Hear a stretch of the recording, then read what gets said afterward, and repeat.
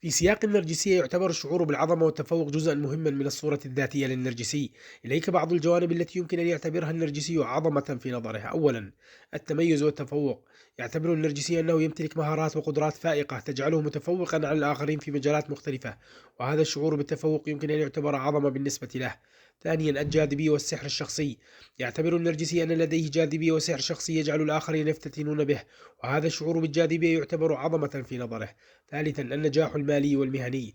يعتبر النرجسي النجاح المالي والمهني إشارة لعظمته وتفوقه، ويروج لهذه الصورة للتأكيد على قدراته وتفوق قوته.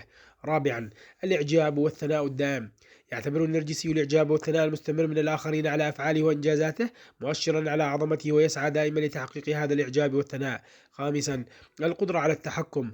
يعتبر النرجسي قدرته على التحكم في الوضع والسيطرة على الآخرين علامة على عظمته، ويسعى دائما لتحقيق هذه السيطرة والتفوق. يجب ملاحظة أن هذه الجوانب التي قد يعتبرها النرجسي عظمة قد تكون مبالغ فيها أو مغلوطة، ولا تعكس الواقع بشكل كامل. من المهم فهم أن العظمة الحقيقية تأتي من القدرة على التواضع والاحترام للآخرين والتعاون معهم، وليس من الاعتقاد بالتفوق المطلق والتحكم الكامل.